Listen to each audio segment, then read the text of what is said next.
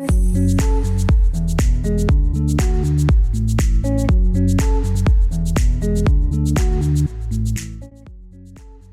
up, guys? I'm Jon Slone. I'm bringing you guys another summer devotion from Luke. Super excited to share with you guys. I'm pumped that we're diving into Luke this summer. I just feel that it's so relatable to everything that's going on, and it can really speak into our lives right now. First, just because God is speaking and moving so much during this time, but it is hard to hear his voice over the noise of the world right now.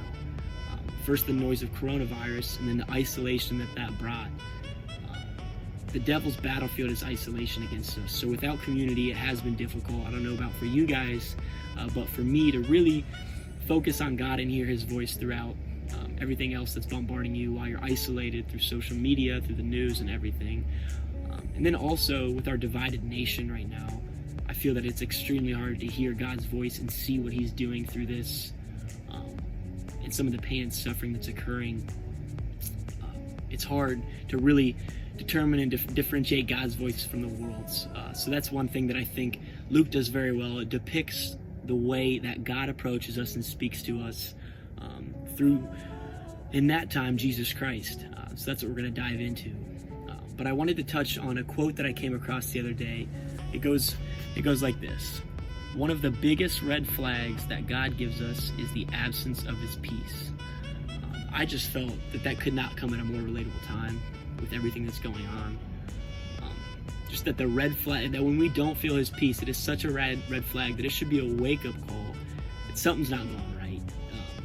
And you're not stepping out and putting yourself in a position to hear God's voice and feel his peace. So I wanted to break down how God speaks into our lives using Luke, in the book of Luke. It comes in 3 stages that I wanted to touch on. And the first stage is seen in Zacchaeus' story in Luke 19, 1 through 9. So I'm going to read a quick portion of that here. It says, Jesus entered Jericho and made his way through the town. There was a man there named Zacchaeus. He was the chief tax collector in the region, and he had become very rich. He tried to get a look at Jesus, but he was too short to see over the crowd. So he ran ahead and climbed a sycamore fig tree beside the road, for Jesus was going to pass that way. When Jesus came by, he looked up at Zacchaeus and called him by name. Zacchaeus, he said, "Quick, come down. I must be a guest in your home today." Zacchaeus quickly climbed down and took Jesus to his house in great excitement and joy. But the people were displeased. "He has gone to be the guest of a notorious sinner," they grumbled. Meanwhile, Zacchaeus stood before the Lord and said, "I will give half my wealth to the poor, Lord, and if I have cheated people on their taxes, I will give them back 4 times as much." Jesus responded, "Salvation has come to his home today, for this man has shown himself to be a true son of Abraham. For the Son of Man came to seek and save those who are lost." And for recognition here is the first stage that I wanted to touch on, is recognition, and it's recognizing God's voice amidst everything else. And Zacchaeus put himself in that position. He climbed a tree so he could, one, see God, and little did he know, be seen by God. So I find that interesting, and that first stage of really hearing God's voice is recognition, and that's recognizing when he's speaking to us. And here, all Jesus said, which I find interesting, is, "Quick, come down. I must be a guest in your home today." To everyone else, that was just, "Jesus, what are you doing? Why are you hanging out with a sinner?" But to Zacchaeus, that was God calling him into something, speaking into his life, saying, "You are forgiven," and building a relationship with Zacchaeus, and that was all he needed. So that first is really recognizing God's voice, and Zacchaeus saw it in a different way than everyone else, and that's why I think Christ spoke right into his heart at that time. And so honestly, first we must recognize God's voice and separate it from the other voices of the world. But once we recognize that, comes the second stage, and that's what I want to touch on also, is the response. And we can see that here when Jesus comes to Jerusalem, and it's in Luke 19, 32 through 34. So we're going to turn here, and I'm going to read this real quickly. It starts like this. "So they went and found the colt, just as Jesus had said. And sure enough, as they were untying it, the owners asked them, 'Why are you untying that colt?' And the disciples simply replied, "The Lord needs it." So they brought the colt to Jesus and threw their garments over it for him to ride on. So as Jesus came into Jerusalem, he asked them to go ahead and get a colt prepared for him. And I find it crazy that without hesitation, their response to Jesus speaking to them was simply, "Okay, we're going to go and do it." And it's funny when it says the owner said to them, "Why are you untying the colt?" So it was the owner's colt. It was not theirs. Jesus went and had them grab someone else's, essentially, and steal it and take it for them. And they did not even hesitate. They followed exactly what God said. And I like to think what that would be like today if Jesus was coming in, to Angola here, and he said, "Hey, go ahead, fourth house on the right, off this first street when you get up the highway there. Go ahead and hop on that Honda Accord, and bring that back to me." So you go up in some guy's driveway. He's sitting on the front porch. You hop in his Honda, and he goes, "Why are you taking my car?" "Oh, Jesus needs it." And without hesitation, they brought it to him. And it just blows me away that that's the unbelievable trust and response that they had to God speaking to their lives, that they had no hesitation and went out and did that. And I like to think, what would that look like today if we did that? And we can see that in the third stage of when God speaks into our life. And that's the result, or the ramification of how we responded. And first, that is in Luke 19, 12 through 24. So I'll go ahead and read here. Where are we at? Here we go. So it is, he said, "A nobleman was called away to a distant empire." I'll preface this, he's giving a parable to a large group of people, many that do not like him at this time. So I'll start again. "A nobleman was called away to a distant empire to be crowned king and then return.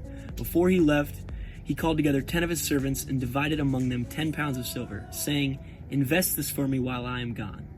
But his people hated him and sent a delegation after him to say, 'We do not want him to be our king.'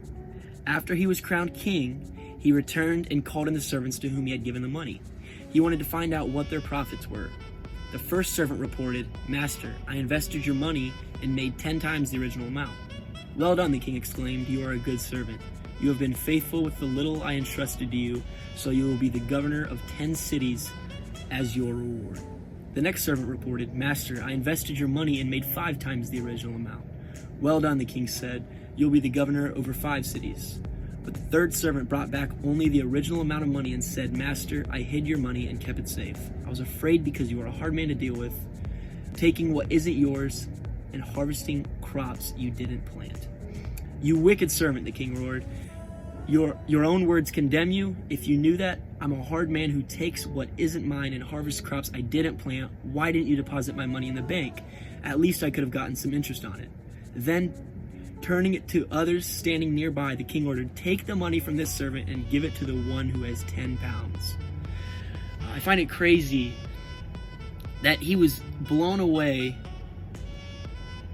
and frustrated when they gave the 10 pounds, or gave the man with the 10 pounds more money. And they all argued. He said he already has 10 pounds of silver. But the idea is the most obedient reap the benefit, and there are blessings that they had no idea would come. And so that's one of the responses. One of the results. But then the opposite of that is interesting, that when the one that not only disobeyed God, but he ended up having things stripped away from him. So not only do we miss out on the blessings and beauty of God's plan when we don't respond and react to what he's called us to, but oftentimes we can be humbled and we can have things taken away and stripped from us, which I find so interesting. And yes, it's not always the most perfect. I'm not preaching the prosperity gospel here, but when we do follow God's plan, there are blessings that follow, and there are things that work out in unbelievable ways that we couldn't imagine.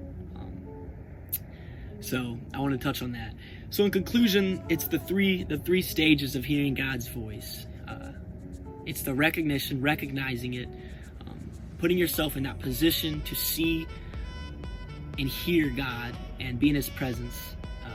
And then next, the response. What do we do with it? Are we going to hesitate? Are we going to say, I don't know, or I was afraid of you, you're a hard man, or are we just gonna go blind into it, run into town, untie someone else's colt and bring it for Jesus?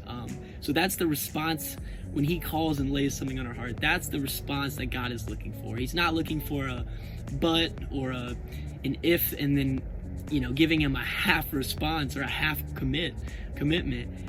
He wants us to be all in. So, and then lastly is that result and the blessings that follow, or on the contrary, the ramifications and the negatives that come with.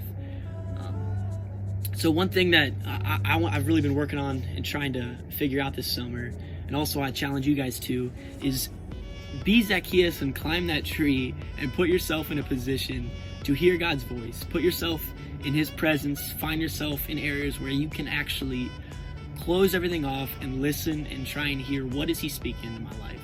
So I want to leave you guys with this summer. Climb a tree, hear God's voice, and let it propel you into this fall, because I'm excited for some great things to happen. So see you guys in August.